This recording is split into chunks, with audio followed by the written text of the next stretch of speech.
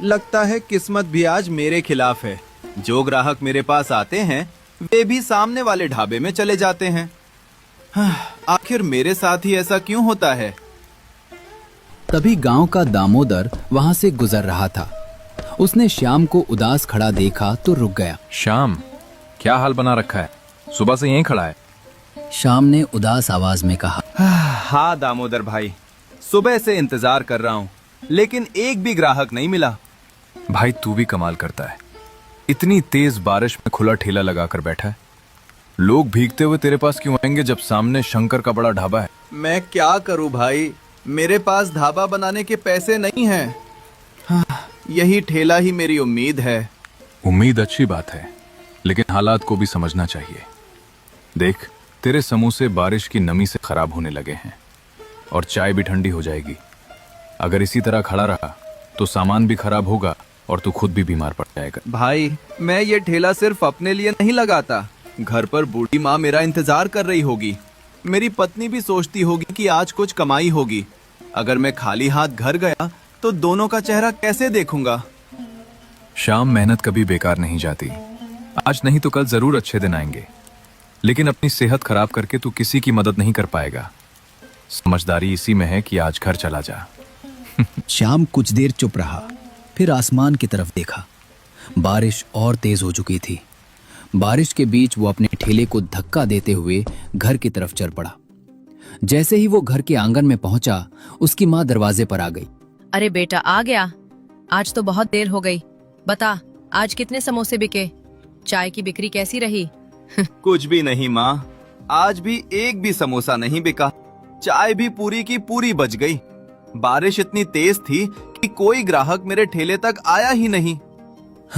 माँ का चेहरा उतर गया, लेकिन उसने खुद को संभालते हुए कहा, कोई बात नहीं बेटा, भगवान जब परीक्षा लेता है तो हिम्मत भी देता है। आज नहीं बिका तो कल बिक जाएगा। तभी अंदर से उसकी पत्नी तन्वी बाहर आई।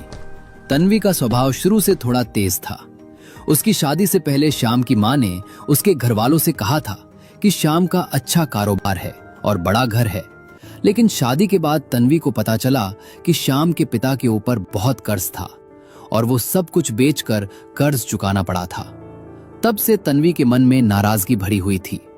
वो ताना मारते हुए बोली, वाह, माँ बेटे फिर शुरू हो गए। एक दुख सुनाता है और दूसरी दिलासा देती है, जैसे बरसों बाद बिछड़े हुए लोग मिले हों। बहू, तू ऐसा क्यों बोल रही है? तन्वी बोली, क्यों ना बोलूं? शादी से पहले तो कहा गया था कि बड़ा घर है, बड़ा कारोबार है, लेकिन यहाँ तो ढंग का घर भी नहीं है और कारोबार का नाम सिर्फ एक ठेला है। श्याम की माँ दुखी होकर बोली, बेटी, हमने कभी तुझे धोखा देने की कोशिश नहीं की। हालात अचानक खराब हो गए थे। तन्वी गुस्से में बोली, हालात खराब हो गए थे या सच छिपाया गया था? आज तक मुझे समझ नहीं आया। तन्वी, जो हो गया उसे बार बार याद करके क्या मिलेगा? मिलेगा क्यों नहीं? मेरी जिंदगी दांव पर लगी है। पूरे गांव में लोग तरक्की कर रहे हैं और तुम आज भी बारिश में ठेला लगाकर बैठे रहते हो। बस तन्वी, मेरी माँ के बारे में एक शब्द और मत कहना। सच बोल रही हूँ तो बुरा लग रहा है। ये कहकर वो अंदर चली गई। अगली सुबह बारिश थोड़ी कम थी। कुछ देर बाद गांव का माधव वहां आया। माधव हमेशा श्याम का हौसला बढ़ाता था। अरे श्याम भाई, जल्दी से 2 गर्मा गर्म समोसे और एक बड़ी सी चाय दे दे। बादलों का कोई भरोसा नहीं, अभी फिर बारिश शुरू हो जाएगी। श्याम के चेहरे पर मुस्कान आ गई। अरे माधव भाई, तू तो मेरा पहला ग्राहक है आज। कुछ ही मिनटों में उसने गर्मा गर्म समोसे और चाय माधव के सामने रख दी। माधव ने पहला कौर खाया और उसकी आंखें चमक उठी। वाह, मजा आ गया। सच कहूँ श्याम, तेरे जैसे समोसे पूरे इलाके में कोई नहीं बनाता। बस भाई, लोग समझ जाएं तो मेरी किस्मत बदल जाए। और ये चाय, अदरक और इलायची की खुशबू तो कमाल की है। बारिश के मौसम में इससे बढ़िया कुछ हो ही नहीं सकता। स्वाद अच्छा होने से क्या फायदा भाई, ग्राहक ही नहीं आते। सामने शंकर का ढाबा है, लोग वहां बैठना पसंद करते हैं। देख श्याम, मैं तुझे एक बात बताता हूँ, किसी भी काम में सिर्फ मेहनत नहीं, समय भी लगता है। शंकर ने भी एक दिन में ढाबा नहीं बनाया था। उसने भी संघर्ष किया होगा। लेकिन मेरा संघर्ष खत्म होने का नाम नहीं ले रहा। अगर इसी तरह नुकसान होता रहा तो मैं बर्बाद हो जाऊंगा। ऐसी बातें मत सोच। तेरे पास सबसे बड़ी चीज है मेहनत और ईमानदारी। तू खराब सामान नहीं बेचता, ग्राहकों को धोखा नहीं देता। ऐसे लोग देर से सफल होते हैं, लेकिन जब सफल होते हैं तो बहुत आगे जाते हैं। यहाँ खाकर जाने लगता है। वहीं दूसरी तरफ शंकर का ढाबा बारिश के मौसम में खूब चल रहा था। ढाबे के अंदर ग्राहकों की भीड़ लगी हुई थी। श्याम ठेले के पास खड़ा सड़क की तरफ देख रहा था। उसकी आंखों में उम्मीद थी कि शायद कोई ग्राहक आ। तभी दूर से दो आदमी आते दिखाई दिए। एक का नाम राम था और दूसरे का गिरधारी। दोनों बारिश में भीगे हुए थे और काफी थके हुए लग रहे थे। भाई साहब, जरा जल्दी से 2 प्लेट समोसे और 2 कप गर्मा गर्म चाय लगा दीजिए। सुबह से पेट में अन्न का एक दाना भी नहीं गया है। इतनी तेज बारिश में अगर गर्म समोसे मिल जाएं तो जान में जान आ जाएगी। सच कहूं भाई, अभी तो भूख ऐसी लगी है कि अगर कोई सूखी रोटी भी दे दे तो वो भी मिठाई जैसी लगेगी। श्याम के चेहरे पर मुस्कान आ गई, लेकिन तभी सामने खड़ा शंकर ये सब देख रहा था। उसके चेहरे पर जलन साफ दिखाई देने लगी। वो मन ही मन बोला, सुबह से इतने अच्छे कपड़े पहने हुए ग्राहक मेरे ढाबे पर नहीं आए और ये सीधे शाम के ठेले पर पहुंच गए। अगर ये लोग मेरे ढाबे पर आ जाएं तो अच्छा पैसा मिलेगा। फिर उसने जोर से आवाज लगाई। अरे ओ श्याम! श्याम ने पलटकर देखा। जी शंकर भाई। अरे भाई, गांव की भी कोई इज्जत होती है। ऐसे बड़े लोगों को अपने इस टपकते हुए ठेले पर क्यों बैठा रहा है? इन्हें मेरे ढाबे पर भेज दे। वहां कुर्सियां हैं, टेबल हैं, छत है, आराम है। यहाँ तो बारिश का पानी भी समोसों पर गिर रहा होगा। श्याम को ये बात बहुत बुरी लगी, लेकिन वो शांत रहा। भाइयों, अगर आप आराम से बैठकर खाना चाहते हैं तो शंकर भाई के ढाबे पर जा सकते हैं। मैं नहीं चाहता कि मेरी वजह से आपको कोई परेशानी हो। ठीक है भाई, अगर तुम कह रहे हो तो चलकर देख लेते हैं। दोनों शंकर के ढाबे पर चले गए। आइए साहब, स्वागत है आपका। आज तक जिसने भी मेरे ढाबे का खाना खाया है वो दोबारा जरूर आया है। बताइए क्या खिलाऊं? भाई, एक बात पहले ही साफ कर दूं। असल में हमारे पास अभी पैसे नहीं हैं। हम एक नाटक मंडली के कलाकार हैं। जिस गांव में कार्यक्रम करने गए थे वहां के लोगों ने अभी तक मेहनताना नहीं दिया। अगर आप भरोसा करें तो हम कल पैसे लौटा देंगे। ये सुनते ही शंकर का चेहरा उतर गया। अभी तक जो मुस्कान थी वो गायब हो चुकी थी। मतलब जेब खाली है और खाने चले आए? भाई मजबूरी है, सुबह से कुछ नहीं खाया। हम भागने वाले लोग नहीं हैं। कल पैसे जरूर दे देंगे। वाह, क्या कहानी सुनाई है। लगता है काफी अभ्यास किया हुआ है। हम झूठ नहीं बोल रहे। झूठ नहीं बोल रहे। इन रंग बिरंगे कपड़ों को देखकर ही समझ आ रहा है कि तुम दोनों नौटंकी वाले हो। गिरधारी की आंखों में गुस्सा आ गया। सुनो, कलाकार होना कोई शर्म की बात नहीं है। हम लोगों को हंसाते हैं, रुलाते हैं, मनोरंजन करते हैं। मनोरंजन करते हो या लोगों को बेवकूफ बनाते हो? मैं भी दुनिया देख चुका हूं। ऐसे सैकड़ों लोग देखे हैं जो पहले कहानी सुनाते हैं और बाद में गायब हो जाते हैं। आज तुम हमें गरीब समझकर ठुकरा रहे हो। याद रखना, समय हमेशा एक जैसा नहीं रहता।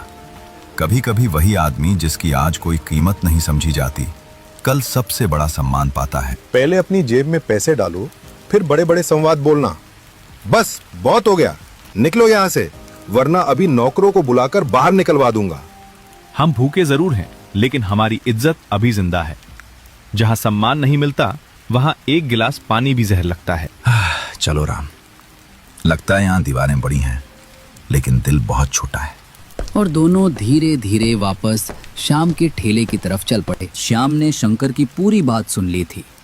उसके चेहरे पर दुख तो था, लेकिन उसने अपने मन का दर्द छिपा लिया। साहब, अगर बुरा न माने तो एक बात कहूं? राम बोला, शंकर भाई का स्वभाव थोड़ा ऐसा ही है। मैं उनकी बुराई नहीं करना चाहता, लेकिन कई बार उनकी बातों से लोगों का दिल दुख जाता है। मैं आप दोनों से हाथ जोड़कर माफी मांगता हूं। आखिर आप हमारे गांव के मेहमान हैं। आपके साथ ऐसा व्यवहार नहीं होना चाहिए था। आजकल ऐसे लोग बहुत कम मिलते हैं जो दूसरों की गलती के लिए भी शर्म महसूस करें। साहब, आप दोनों बैठिए, पैसे की चिंता मत कीजिए। मैं अभी अपने हाथों से चाय और समोसे बनाता हूँ। कुछ ही देर में श्याम ने गर्मा गर्म समोसे और अदरक वाली चाय उनके सामने रख दी। जैसे ही गिरधारी ने पहला निवाला खाया, उसकी आंखें चमक उठी। अरे वाह भाई, सच बताऊं, मैंने बड़े बड़े शहरों में समोसे खाए हैं, लेकिन ऐसा स्वाद बहुत कम जगह मिलता है। और ये चाय कमाल है। अदरक, इलायची और दूध का संतुलन बिल्कुल सही है। ऐसा लग रहा है जैसे बरसात के मौसम के लिए ही बनाई गई हो। सभी गांव वाले यही कहते हैं कि मेरी चाय और समोसे बहुत अच्छे होते हैं। फिर तुम्हारे ठेले पर भीड़ क्यों नहीं होती? बस साहब, किस्मत और मौसम दोनों मेरे खिलाफ हैं। मतलब? देखिए, बरसात में लोग भीगना नहीं चाहते। मेरे पास सिर्फ ये छोटा सा ठेला है। सामने शंकर का बड़ा ढाबा है, जहाँ छत भी है और बैठने की जगह भी।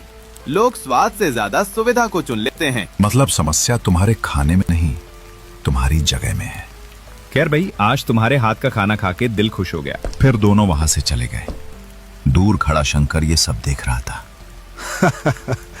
इसे कहते हैं मूर्खता। खुद घाटे में है और ऊपर से मुफ्त में चाय समोसे बांट रहा है। ऐसे लोग जिंदगी भर गरीब ही रहते हैं। अगली सुबह श्याम अपने ठेले पर बैठा था। उसके पास बहुत कम पैसे बचे थे।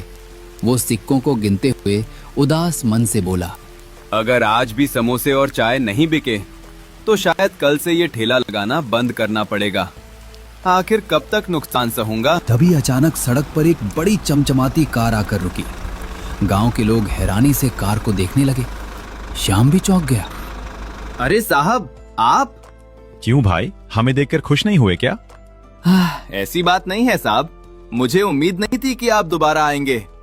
कल हम जल्दी में चले गए थे और सच तो ये है कि हमारे पास पैसे भी नहीं थे।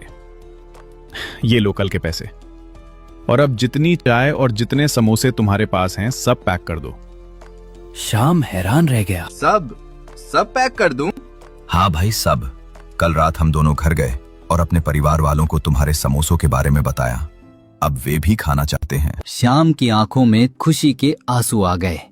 साहब, आज तक किसी ने एक साथ मेरे सारे समोसे नहीं खरीदे। क्योंकि लोगों ने सिर्फ तुम्हारा ठेला देखा है, तुम्हारी मेहनत नहीं। दूसरी तरफ शंकर दूर से ये सब देख रहा था।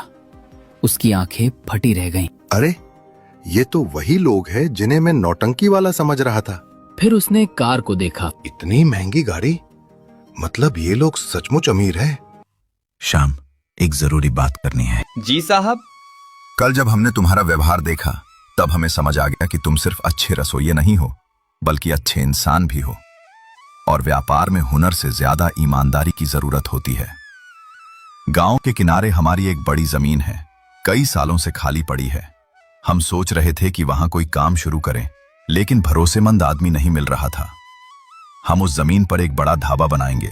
पक्की छत होगी, टेबल होंगी, कुर्सियां होंगी, और उस ढाबे की पहचान होगी श्याम की चाय और समोसे। साहब, क्या सच में? हाँ, बिल्कुल सच। अब तुम्हें बारिश में भीगकर ठेला लगाने की तुम्हारा जरूरत नहीं होगी। संघर्ष खत्म नहीं, बल्कि तुम्हारी सफलता की शुरुआत है। दूर खड़ा शंकर ये सब देख रहा था। ढाबे के बाहर बड़े बड़े अक्षरों में लिखा था, ढाबा। इतना सुंदर था कि दूर दूर के गांवों के लोग भी उसे देखने आते थे। पहले बारिश की वजह से शाम के ठेले तक नहीं जा पाते थे, लेकिन अब तो आराम से बैठकर चाय और समोसे खाने को मिल रहे हैं। कुछ ही दिनों में शाम का ढाबा गांव का सबसे मशहूर ढाबा बन गया। दूसरी तरफ शंकर का ढाबा धीरे धीरे खाली होने लगा। जो ग्राहक पहले उसके ढाबे पर आते थे, अब सब शाम के ढाबे पर जाने लगे। जिस शाम को मैं हमेशा छोटा समझता था, आज वही पूरे गांव का सबसे सफल आदमी बन गया। और मैं यहाँ अकेला बैठा हूँ। दोस्तों, इस कहानी से हमें बहुत बड़ी सीख मिलती है। कभी भी किसी इंसान के कपड़े, उसके हुलिये, उसकी गाड़ी या उसकी बाहरी हालत देखकर उसकी हैसियत का अंदाजा नहीं लगाना चाहिए।